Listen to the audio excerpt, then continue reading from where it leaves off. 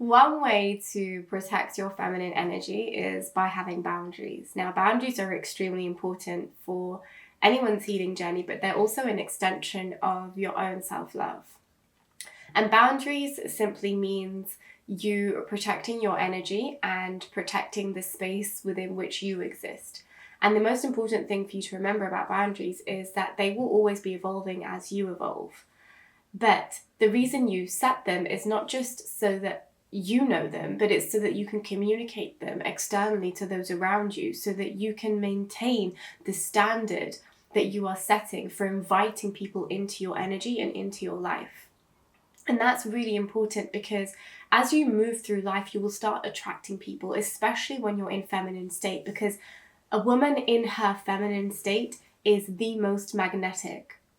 And so as she moves through life, being the most magnetic woman that she is, she will naturally start to attract things, people, places that may not serve her, that may not elevate her, that may not add value to her in the same way, but simply want to drain her of that and use her for the value which she can provide. And so one way for you to eliminate or at least minimize some of that happening is through boundaries.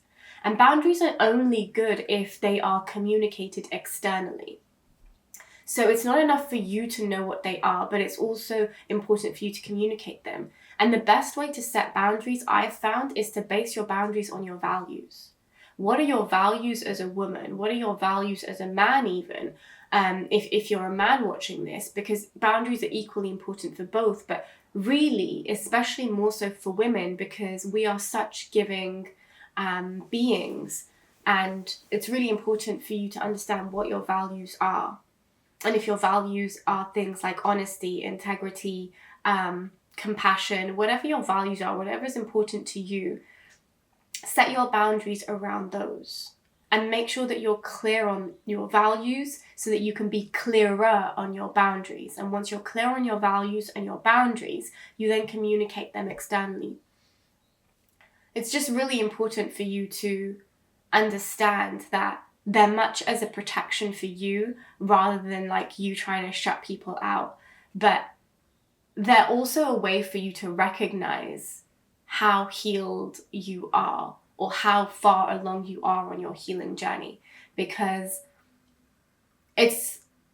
boundaries tends to come much later in a healing journey. Just speaking from personal experience and the experience of a lot of women that I've worked with, when we are working in the self-love realm and going through the self-love process and self-love journey, we realize that we didn't really set boundaries in our lives. And that's why a lot of the situations that have happened to us have been allowed to continue.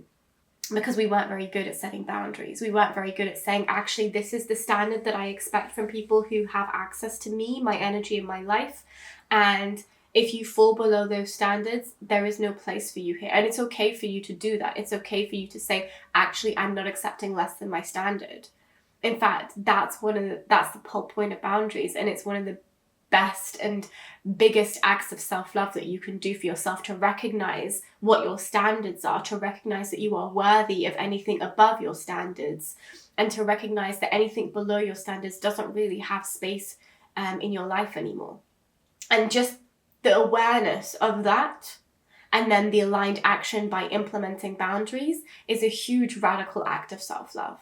It's you saying, I'm not willing to accept anything less than what I'm worth. And why should you? Stay tuned for part 2. Let me know what you think by commenting below, and make sure you're subscribed so you can catch me in the next video. Bye, loves!